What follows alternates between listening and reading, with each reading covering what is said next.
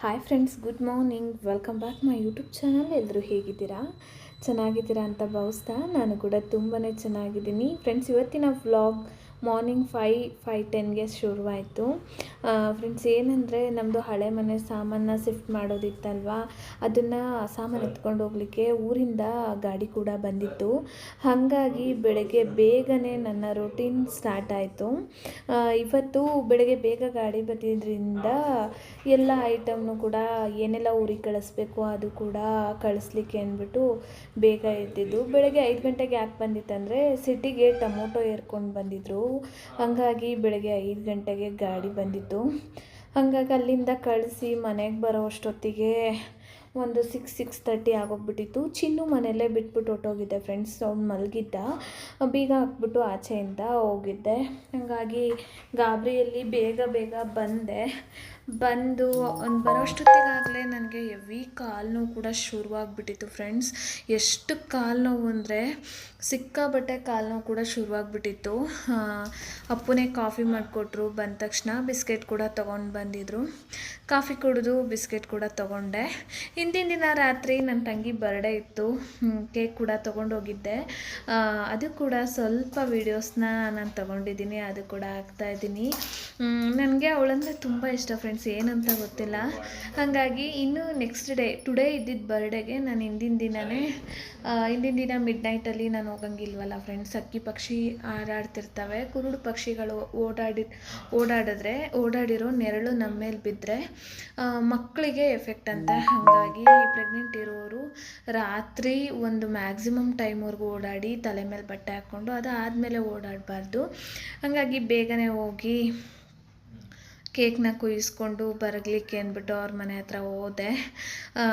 ಏನಂದರೆ friends, ice cake ತೊಗೊಂಡೋಗಿದ್ದೆ. ಸ್ವಲ್ಪ ಹೊತ್ತು ಕೂರ್ಲಿಕ್ಕೂ ಆಗಲಿಲ್ಲ. ಹೋದ ತಕ್ಷಣ ಕೇಕ್ ಕಟ್ ಮಾಡಿ ಅಲ್ಲಿಂದ ರಿಟರ್ನ್ ಆಗಬೇಕಲ್ವ ಫ್ರೆಂಡ್ಸ್. ಮತ್ತಿನ್ನು ಟೈಮ್ ಆಯ್ತಂದರೆ ಅಮ್ಮ ಬೈಯುತ್ತೆ, ನಿಮಗೆ ಗೊತ್ತು ಇಲ್ಲ ಅಂತ ಹೇಳ್ಬಿಟ್ಟು.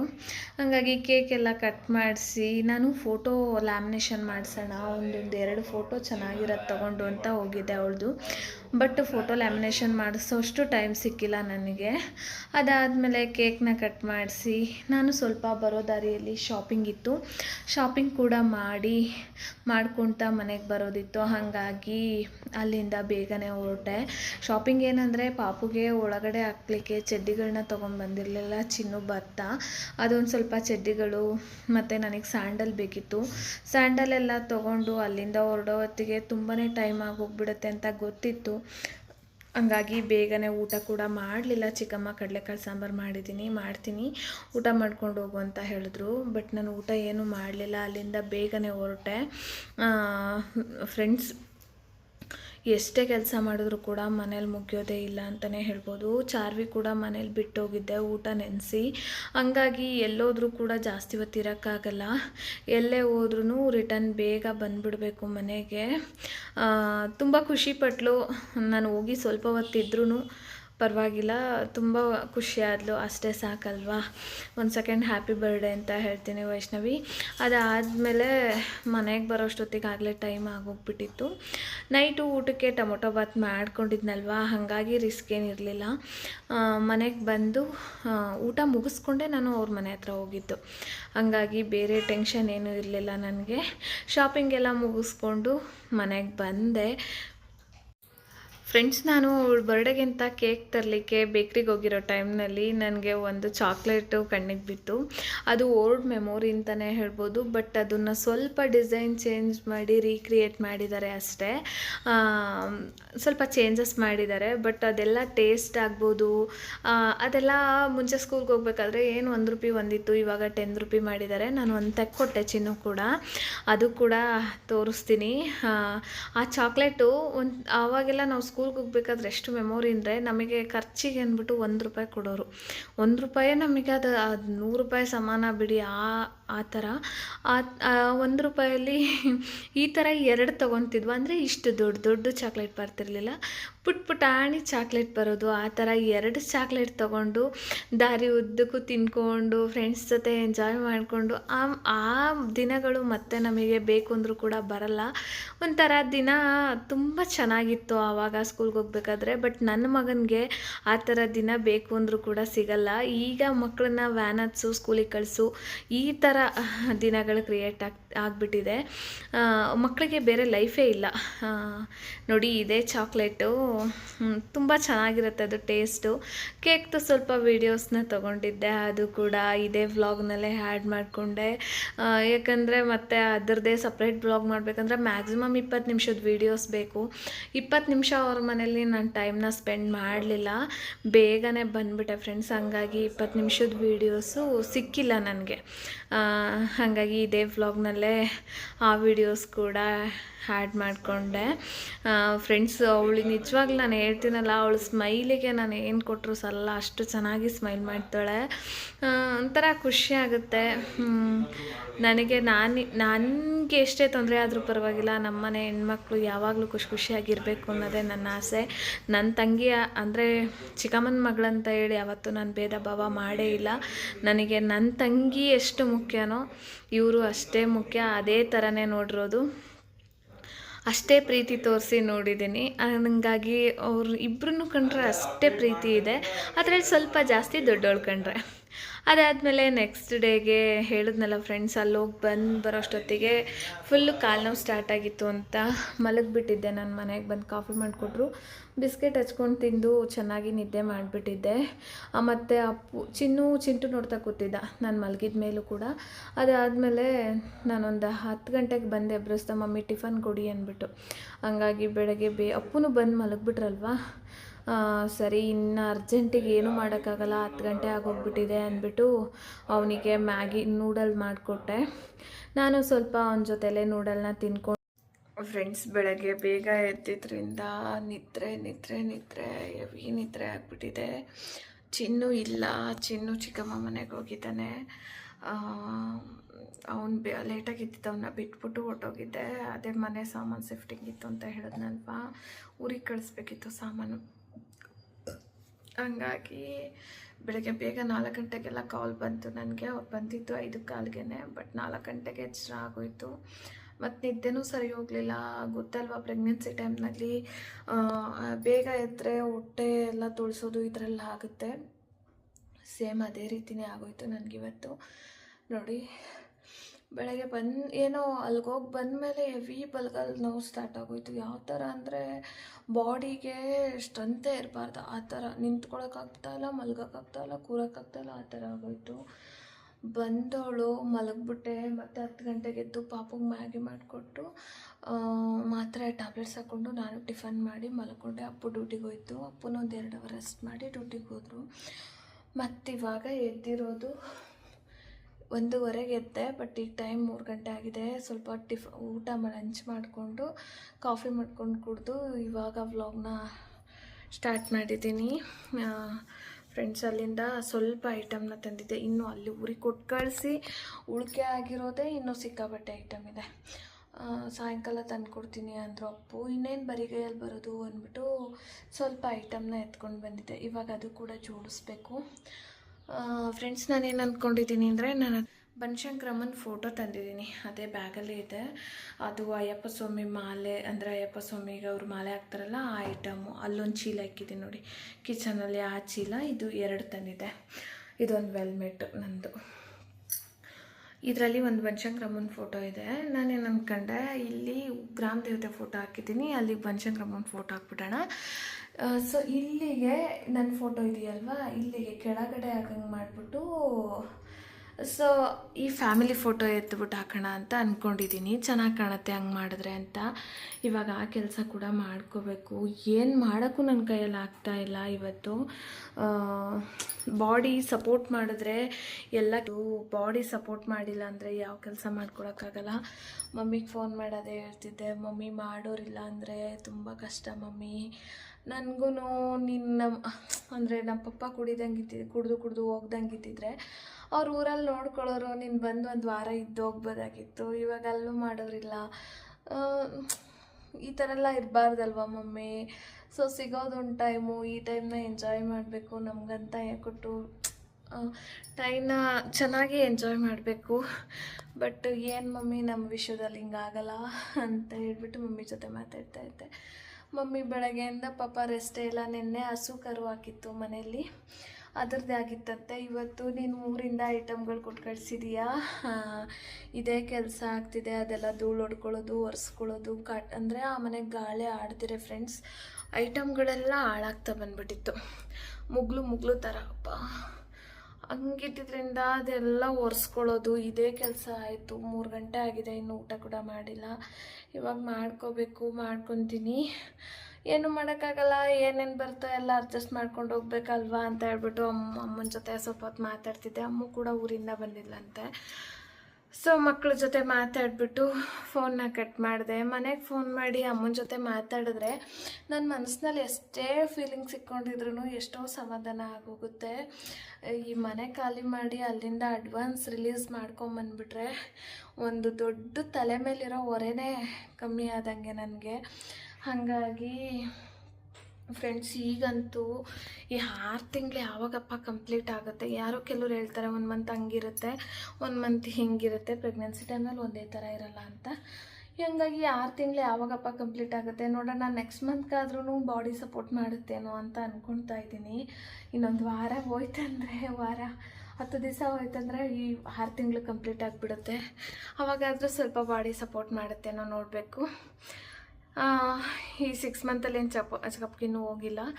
7 ಮಂತ್ಸಿಗೆ ಬಿದ್ದ ತಕ್ಷಣ ಚೆಕಪ್ಗೆ ಹೋಗೋಣ ಅಂತ ಅಂದ್ಕೊಂಡು ಹೋಗಿಲ್ಲ ಫ್ರೆಂಡ್ಸ್ ನಾನು.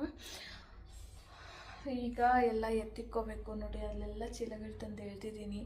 2 ಚೀಲ ಎತ್ತಿಕೊಂಡು ಖಾಲಿ ಮಾಡಿಕೊಂಡ್ರೆ ಅಪ್ಪ ಬಂದಾಗ ಇನ್ನೊಂದು 2 ಚೀಲ ತಂದರೂ ಕೂಡ ಚಪ್ಪಲಿ ಸ್ಟ್ಯಾಂಡ್ ಇದೆ ಇನ್ನೂ. ಆಮೇಲೆ ಅಲ್ಲಿಂದ ಬಂದರೆ ಇನ್ನೂ ಸಾಕಷ್ಟು ಸಾಮಾನುಗಳಿದೆ, ಅದನ್ನೆಲ್ಲ ತಂದರೆ ನಂಗೆ ಜೋಡಿಸ್ಕೊಳಕ್ಕೆ ಸರಿ ಹೋಗುತ್ತೆ. ಇವಾಗ ಕೆಲಸ ಫಸ್ಟ್ ಮುಗಿಸ್ಕೊತೀನಿ. ಬನ್ನಿ ವ್ಲಾಗ್ನ ಕಂಟಿನ್ಯೂ ಮಾಡ್ಕೊತೀನಿ. ಫ್ರೆಂಡ್ಸ್ ನೋಡಿ, ಈ ಥರ ಚೇಂಜ್ ಮಾಡ್ಕೊಂಡಿದ್ದೀನಿ.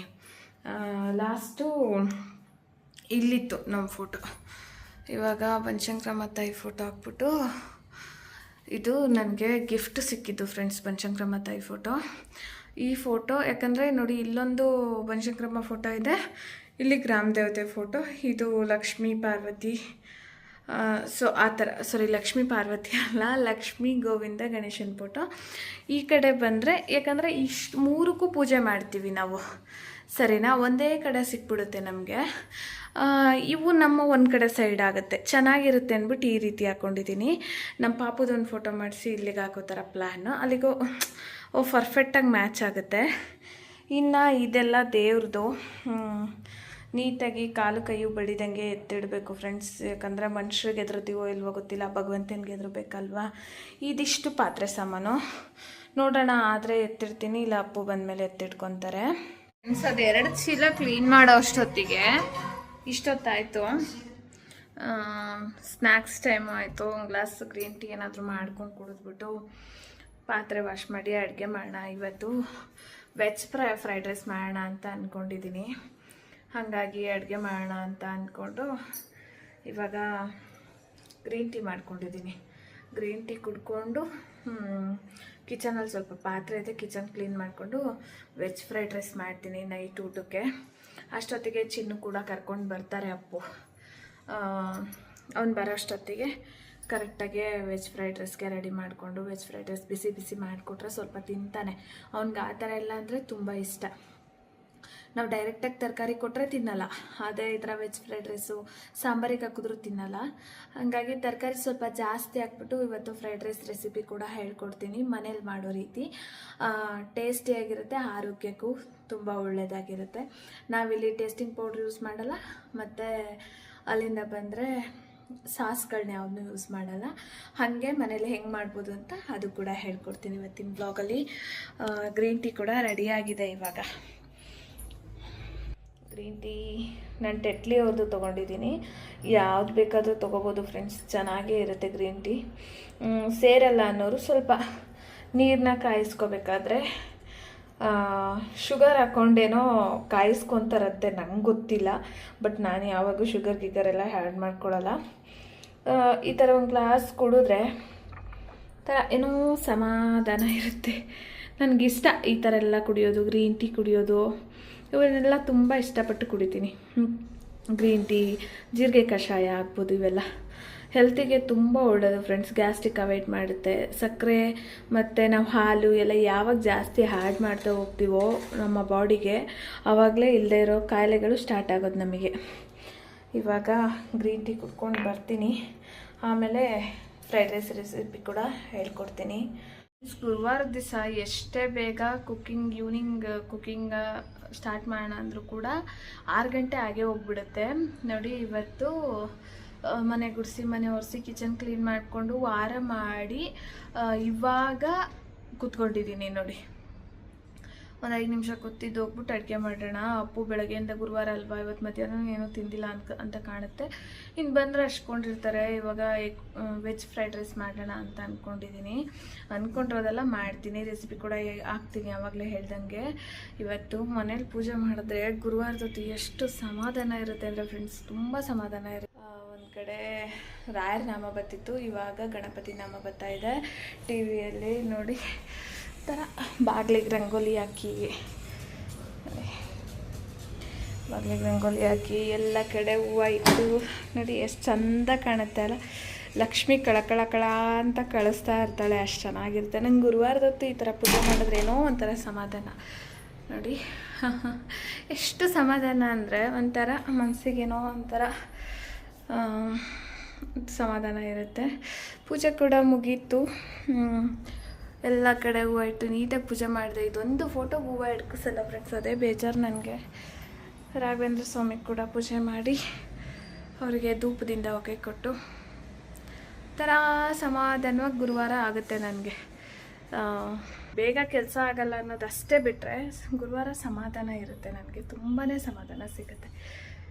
ಇವಾಗ ತರಕಾರಿ ಎಲ್ಲ ಹಚ್ಕೊಂಡು ಒಂದೇ ಸರ್ತಿ ಡೈರೆಕ್ಟಾಗಿ ವ್ಲಾಗ್ನ ಕುಕ್ಕಿಂಗ್ನ ಸ್ಟಾರ್ಟ್ ಮಾಡಿಬಿಡ್ತೀನಿ ಆಯಿತಾ.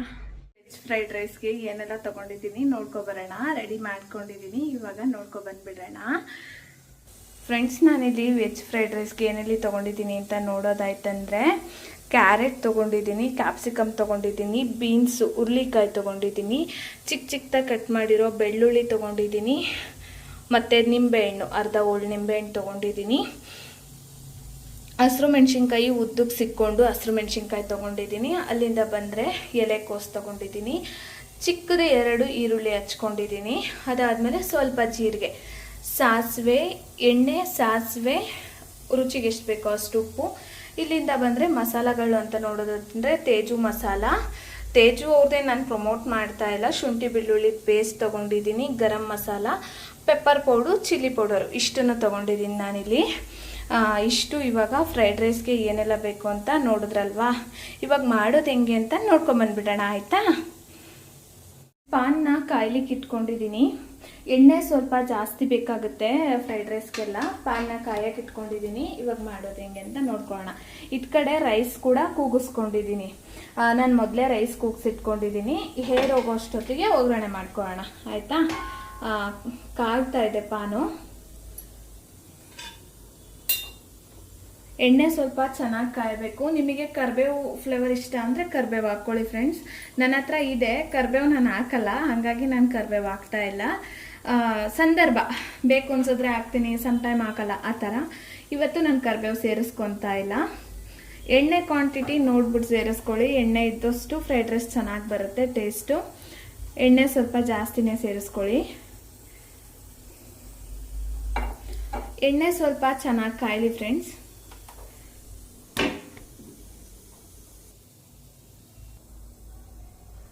ಫ್ರೆಂಡ್ಸ್, ಎಣ್ಣೆ ಚೆನ್ನಾಗಿ ಕಾದಿದೆ. ಈ ಟೈಮ್ನಲ್ಲಿ ಒಂದು 4 ಕಾಳು ಸಾಸಿವೆ ಹಾಕ್ಕೊತಾ ಇದ್ದೀನಿ. ಸಾಸಿವೆ ಚಿಟಪಟ ಅನ್ನಬೇಕು. ಚಿಟಪಟ ಅಂದಮೇಲೆ ಮೊದಲಿಗೆ ಬೆಳ್ಳುಳ್ಳಿ ಫ್ಲೇವರ್ ಚೆನ್ನಾಗಿರುತ್ತೆ, ಹಾಗಾಗಿ ಬೆಳ್ಳುಳ್ಳಿ ಹಾಕ್ಕೊಳ್ಳೋಣ. ಬೆಳ್ಳುಳ್ಳಿ ಹಾಕ್ಕೊಂಡು ಘಮ ಬರೋವರೆಗೂ ಚೆನ್ನಾಗಿ ಫ್ರೈ ಮಾಡ್ಕೋಬೇಕು ಫ್ರೆಂಡ್ಸ್. ಬೆಳ್ಳುಳ್ಳಿ ಚೆನ್ನಾಗಿ ಫ್ರೈ ಆಗ್ತಾ ಇದೆ. ಅದಾದಮೇಲೆ ನಾವೇನು ತೆಗ್ದಿಕ್ಕಿದ್ವಿ ಜೀರಿಗೆ ಹಾಕ್ಕೊತಾ ಇದ್ದೀನಿ. ಜೀರಿಗೆನೂ ಹಾಕ್ಕೊಂಡು ಚೆನ್ನಾಗಿ ಫ್ರೈ ಮಾಡ್ಕೊಳ್ಳೋಣ. ಮತ್ತು ಮೆಣಸಿನ್ಕಾಯಿನ ಸೇರಿಸ್ಕೊತಾ ಇದ್ದೀನಿ. ಮೆಣಸಿನ್ಕಾಯಿ ಆದಷ್ಟು ಖಾರ ಎಲ್ಲ ನೀಟಾಗಿ ಫ್ರೈ ಆಗಬೇಕು, ಹಾಗಾಗಿ ಖಾರ ಎಲ್ಲ ಹೋಗ್ಬೇಕಂದ್ರೆ ಎಣ್ಣೆ ಚೆನ್ನಾಗಿ ಫ್ರೈ ಆಗಬೇಕು. ಚೆನ್ನಾಗಿ ಫ್ರೈ ಆಗಬೇಕು. ಒಂಚೂರು ಘಮ ಬರುತ್ತೆ, ಅಲ್ಲಿವರೆಗೂ ಫ್ರೈ ಆಗಬೇಕು. ಅದಾದಮೇಲೆ ನಾವೇನಿಟ್ಟು ಕಟ್ ಮಾಡಿ ಇಟ್ಟಿದ್ವಲ್ವ ಆನಿಯನ್ನು, ಅದು ಕೂಡ ಸೇರಿಸ್ಕೊತಾ ಇದ್ದೀನಿ. ಆನಿಯನ್ ಸೇರಿಸ್ಕೊಂಡು ಆನಿಯನ್ ಕಲರ್ ಚೇಂಜ್ ಆಗೋವರೆಗೂ ನೀಟಾಗಿ ಫ್ರೈ ಮಾಡ್ಕೊಳ್ಳೋಣ. ಫ್ರೆಂಡ್ಸ್, ಈರುಳ್ಳಿ ಚೆನ್ನಾಗಿ ಫ್ರೈ ಆಗಬೇಕು. ಈರುಳ್ಳಿ ಫ್ರೈ ಆಗೋ ಟೈಮ್ನಲ್ಲೇ ರುಚಿಗೆ ಎಷ್ಟು ಬೇಕೋ ಅಷ್ಟು ನೋಡ್ಬಿಟ್ಟು ಸಾಲ್ಟ್ನ ಸೇರಿಸ್ಕೊಳ್ಳಿ. ರೈಸ್ ಹಾಕಿದ್ಮೇಲೆ ಕೂಡ ಸಾಲ್ಟ್ನ ಸೇರಿಸ್ಕೋಬೋದು, ಬಟ್ ಈ ಟೈಮ್ನಲ್ಲೇ ಸಾಲ್ಟ್ನ ಸೇರಿಸ್ಕೊತಾ ಇದ್ದೀನಿ. ಉಪ್ಪನ್ನ ಸೇರಿಸ್ಕೊಂಡು ಚೆನ್ನಾಗಿ ಫ್ರೈ ಮಾಡ್ಕೊಳ್ಳೋಣ. ಈರುಳ್ಳಿ ಕಲರ್ ಫುಲ್ಲಾಗಿ ಚೇಂಜ್ ಆಗಬೇಕು. ಫ್ರೆಂಡ್ಸ್, ಈರುಳ್ಳಿ ಎಷ್ಟು ಕಲರ್ ಚೇಂಜ್ ಆಗಿ ಚೆನ್ನಾಗಿ ಫ್ರೈ ಆಗುತ್ತೋ ಆವಾಗಲೇ ಫ್ರೈಡ್ ರೈಸ್ ಟೇಸ್ಟ್ ಚೆನ್ನಾಗಿ ಬರೋದು. ಹಾಗಾಗಿ ಚೆನ್ನಾಗಿ ಆದಷ್ಟು ಫ್ರೈ ಮಾಡ್ಕೋಬೇಕು. ಫ್ರೆಂಡ್ಸ್, ನಾನಿಲ್ಲಿ ಮನೇಲಿರೋ ವಸ್ತುಗಳಲ್ಲೇ ಮಾಡ್ತಾ ಇರೋದು. ಯಾವುದೇ ಥರ ಸಾಸ್ಗಳನ್ನ ಸೇರಿಸ್ತಾ ಇಲ್ಲ, ವೆನಿಗರ್ಸ್ನ ಸೇರಿಸ್ತಾ ಇಲ್ಲ. ವೆನಿಗರ್ಸ್ ಬದಲಿಗೆ ಲೆಮನ್ನ ಸೇರಿಸ್ತಾ ಇದ್ದೀನಿ. ಫ್ರೆಂಡ್ಸ್, ಈರುಳ್ಳಿ ಚೆನ್ನಾಗಿ ಫ್ರೈ ಆಗಿದೆ. ಅದಾದಮೇಲೆ ನಾನಿಲ್ಲಿ ಕ್ಯಾಪ್ಸಿಕಮ್ನ ಸೇರಿಸ್ಕೊಂಡು ಕ್ಯಾಪ್ಸಿಕಮ್ ಕೂಡ ಚೆನ್ನಾಗಿ ಫ್ರೈ ಮಾಡ್ಕೊತೀನಿ. ಆದಷ್ಟು ಕ್ಯಾಪ್ಸಿಕಮ್ ಎಣ್ಣೆಯಲ್ಲಿ ಚೆನ್ನಾಗಿ ಫ್ರೈ ಆಗಬೇಕು. ರುಚಿ ಹೆಚ್ಚಾಗುತ್ತೆ. ಎಲ್ಲ ತರಕಾರಿನೂ ಅಷ್ಟೇ, ಎಣ್ಣೆಲಿ ಚೆನ್ನಾಗಿ ಫ್ರೈ ಮಾಡಿದಷ್ಟು ರುಚಿ ಜಾಸ್ತಿ ಆಗುತ್ತೆ.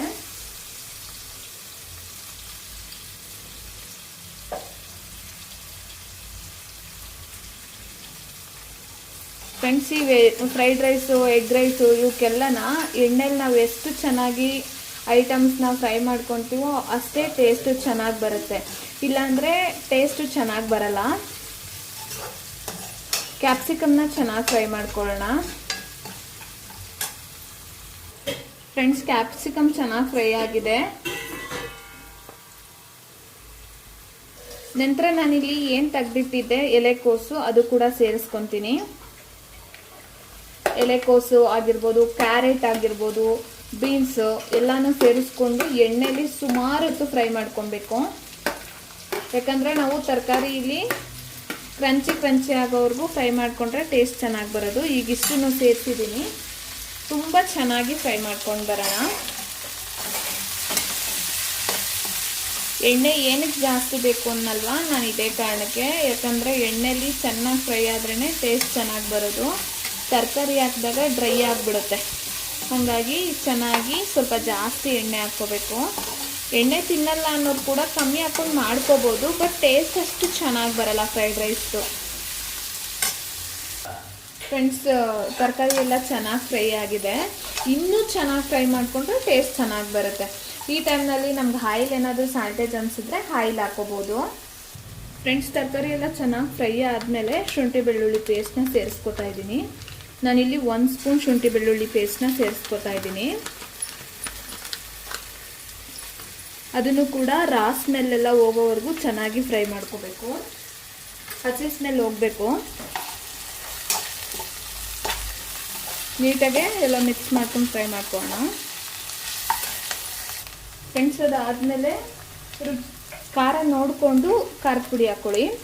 ನಾನು ಖಾರದ ಪುಡಿ, ನನಗೆ ಖಾರಕ್ಕೆ ಎಷ್ಟು ಅನುಗುಣವಾಗಿ ನಾನು ಖಾರದ ಪುಡಿ ಹಾಕ್ಕೊಂಡಿದ್ದೀನಿ. ನೀವು ಖಾರ ನೋಡಿಕೊಂಡು ಚಿಲ್ಲಿ ಪೌಡರ್ನ ಸೇರಿಸ್ಕೊಳ್ಳಿ. ಅದು ಕೂಡ ನೀಟಾಗಿ ಫ್ರೈ ಮಾಡ್ಕೊಳ್ಳೋಣ. ಅದಾದಮೇಲೆ ಸ್ವಲ್ಪ garam masala ಸೇರಿಸ್ಕೊಳ್ಳಿ.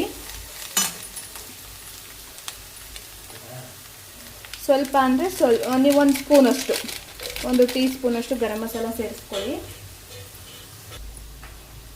Friends, garam masala, chilli powder ಎಲ್ಲನೂ ನೀಟಾಗಿ ಒಂದು 5 ನಿಮಿಷ ಬೇಯಿಸ್ಕೊಬಿಡೋಣ. ಒಂದು 5 ನಿಮಿಷ ಬೇಡ, 2 ರಿಂದ 3 ನಿಮಿಷ.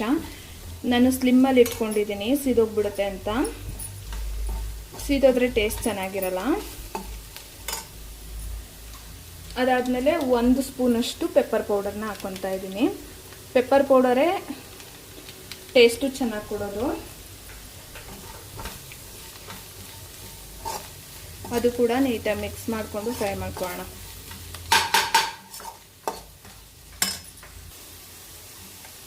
ಫ್ರೆಂಡ್ಸ್, ಇದೆಲ್ಲ ಚೆನ್ನಾಗಿ ಫ್ರೈ ಆಗಿದೆ, ನೋಡ್ತಾ ಇರ್ಬೋದು. ಇವಾಗ ನಾನು ವೆನಿಗರ್ನ ಸೇರಿಸ್ತಾ ಇಲ್ಲ, ಅದ್ರ ಬದಲಾಗಿ ಅರ್ಧ ಲೆಮನ್ನ ಸೇರಿಸ್ತಾ ಇದ್ದೀನಿ. ನಿಮ್ಮ ಹತ್ರ ವೆನಿಗರ್ ಇದೆ ಅಂದರೆ ವೆನಿಗರ್ ಹಾಕ್ಕೊಳ್ಳಿ. ಬಟ್ ನಾನು ಮನೇಲಿ ಮಾಡೋ ಥರ ಮಾಡ್ತಿರೋದ್ರಿಂದ ವೆನಿಗರ್ ಬದಲಿಗೆ ಲೆಮನ್ ಹಾಕ್ತಾ ಇದ್ದೀನಿ. ವೆನಿಗರ್ ಹಾಕೋದ್ಕಿಂತ ಲೆಮನ್ ಹಾಕೋದು ಬೆಸ್ಟು. ಮತ್ತು ಟೇಸ್ಟಿಗೆ ಅಂದ್ಬಿಟ್ಟು ಟೇಸ್ಟಿಂಗ್ ಪೌಡರ್ ಯಾವುದನ್ನು ಯೂಸ್ ಮಾಡ್ತಾ ಇಲ್ಲ ನಾನು. ನೋಡಿ ಎಲ್ಲ ನೀಟಾಗಿ ಫ್ರೈ ಆಗಿದೆ, ಸುತ್ತಲೂ ಕೂಡ ಎಣ್ಣೆ ಬಿಟ್ಕೊತಾ ಇದೆ.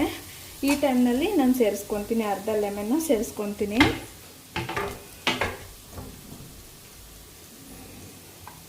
ಇತ್ತ ಕಡೆ ರೈಸ್ ಕೂಡ ಆರ್ಲಿಕ್ಕೆ ಬಿಟ್ಕೊಂಡಿದ್ದೀನಿ ಫ್ರೆಂಡ್ಸ್. ರೈಸ್ ಆಗಿದೆ, ಆರ್ಕೊಳ್ಳಿಕ್ಕೆ ಬಿಟ್ಕೊಂಡಿದ್ದೀನಿ. ಸ್ವಲ್ಪ ಆರಿದ್ರೆ ಮುದ್ದೆ ಮುದ್ದೆ ಆಗಲ್ಲ ಅನ್ನ ಯಾವಾಗಲೂ. ಒಂದು 5 ನಿಮಿಷ ಆರ್ಲಿಕ್ಕೆ ಬಿಟ್ಕೊಂಡ್ಬಿಡೋಣ. ಅರ್ಧ ಲೆಮನ್ನ ಸೇರಿಸ್ತಾ ಇದ್ದೀನಿ. ಸೇರಿಸ್ಬಿಟ್ಟು ಚೆನ್ನಾಗಿ ಅದು ಕೂಡ ಫ್ರೈ ಮಾಡ್ಕೋಬೇಕು.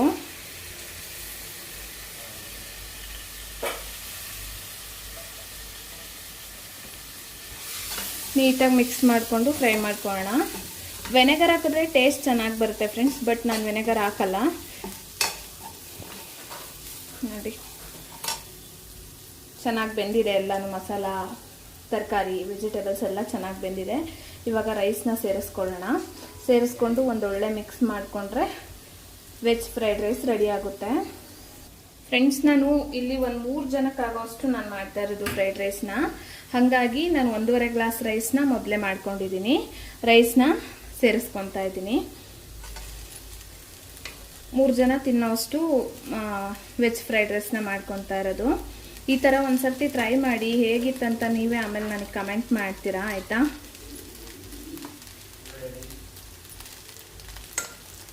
ಫ್ರೆಂಡ್ಸ್, ರೈಸ್ನ ಸೇರಿಸ್ಕೊಂಡಿದ್ದೀನಿ. ಇವಾಗ ಚೆನ್ನಾಗಿ ಮಿಕ್ಸ್ ಮಾಡ್ಕೊಂಡು ಬಂದ್ಬಿಡೋಣ. ಫ್ರೆಂಡ್ಸ್ ನೋಡಿ, ನೀಟಾಗಿ ಮಿಕ್ಸ್ ಮಾಡಿದ್ದೀನಿ. ಫ್ರೈಡ್ ರೈಸ್ ಕೂಡ ರೆಡಿ ಆಯಿತು. ನೀವೇನಾದರೂ ಫ್ರೈಡ್ ರೈಸ್ ಮಾಡ್ತೀರಾ ಅಂದಾಗ 1/2 ಅವರ್ ಮುಂಚೆ ರೈಸ್ನ ಮಾಡಿಟ್ಕೊಳ್ಳಿ, ಚೆನ್ನಾಗಿ ಆರ್ಕೊಳ್ಳುತ್ತೆ. ಇಲ್ಲಾಂದರೆ ಮುದ್ದೆ ಆಗಿಬಿಡುತ್ತೆ ಸ್ವಲ್ಪ. ಹಾಗಾಗಿ ನೋಡಿ ನೀಟಾಗಿ ಮಿಕ್ಸ್ ಆಗಿದೆ. ಟೇಸ್ಟ್ ಇವಾಗ ಉಪ್ಪು ಖಾರ ಬೇಕಂದರೆ ಈ ಟೈಮ್ನಲ್ಲೇ ಅಡ್ಜಸ್ಟ್ ಮಾಡ್ಕೊಬೋದು. ಲಾಸ್ಟಿಗೆ ಸ್ವಲ್ಪ ಕೊತ್ತಂಬರಿ ಹಾಕ್ಕೊಂಡ್ರೆ ವೆಜ್ ಫ್ರೈಡ್ ರೈಸ್ ರೆಡಿ ಆಗಿಬಿಡುತ್ತೆ. ಫ್ರೆಂಡ್ಸ್, ನೋಡ್ತಾ ಇರ್ಬೋದು ಎಷ್ಟು ಕಲರ್ಫುಲ್ಲಾಗಿ ವೆಜ್ ಫ್ರೈಡ್ ರೈಸ್ ರೆಡಿ ಆಗಿದೆ ಅಂತ. ತುಂಬ ಟೇಸ್ಟಿಯಾಗಿರುತ್ತೆ. ಈ ಥರ ಮಕ್ಕಳಿಗೆ ಮಾಡಿಕೊಟ್ರೆ ತುಂಬ ಇಷ್ಟಪಟ್ಟು ತಿಂತವೆ. ತರಕಾರಿ ತಿಂದಿರೋ ಮಕ್ಕಳು ಕೂಡ ತರಕಾರಿ ತಿಂತಾರೆ. ಒಂದು ಸರ್ತಿ ಟ್ರೈ ಮಾಡಿ, ಹೇಗಿದೆ ಅಂತ ಕಮೆಂಟ್ ಮಾಡಿ, ಆಯಿತಾ? ನೋಡಿ ಎಷ್ಟು ಚೆನ್ನಾಗಿದೆ ಅಂತ. ಫ್ರೆಂಡ್ಸ್, ಇವತ್ತಿನ ವ್ಲಾಗ್ನ ವೆಜ್ ಫ್ರೈಡ್ ರೈಸ್ ಮಾಡಿ 3 ಜನ ತಿಂದು ವ್ಲಾಗ್ನ ಹೆಂಡ್ ಮಾಡಿಕೊಂಡೆ. ವೆಜ್ ಫ್ರೈಡ್ ರೈಸ್ ರೆಸಿಪಿ ಹೇಗಿದೆ ಅಂತ ಕಮೆಂಟ್ ಮಾಡಿ. ಹಾಗೆ ಯಾರೆಲ್ಲ ಚಾನಲ್ನ ಸಬ್ಸ್ಕ್ರೈಬ್ ಮಾಡ್ದಿರ ನೋಡ್ತಿದ್ದೀರಾ, ಪ್ಲೀಸ್ ಸಬ್ಸ್ಕ್ರೈಬ್ ಮಾಡ್ಕೊಳ್ಳಿ. ನಿಮ್ಮ ಫ್ರೆಂಡ್ಸ್ ಆ್ಯಂಡ್ ಫ್ಯಾಮಿಲಿ ಕೂಡ ಶೇರ್ ಮಾಡಿ. ಪ್ಲೀಸ್ ಸಪೋರ್ಟ್ ಮಾಡಿ ಫುಲ್ಲಾಗಿ. ಸಾಧ್ಯವಾದರೆ ವೀಡಿಯೋಸ್ನ ನೋಡಿ, ಆಯಿತಾ? ಇವತ್ತಿನ ವ್ಲಾಗ್ನ ಹೆಂಡ್ ಮಾಡ್ಕೊತೀನಿ. ನಾಳೆ ಹೊಸ ವ್ಲಾಗ್ ಜೊತೆ ಸಿಗ್ತೀನಿ. ಅಲ್ಲಿವರೆಗೂ ಟೇಕ್ ಕೇರ್, ಬಾಯ್.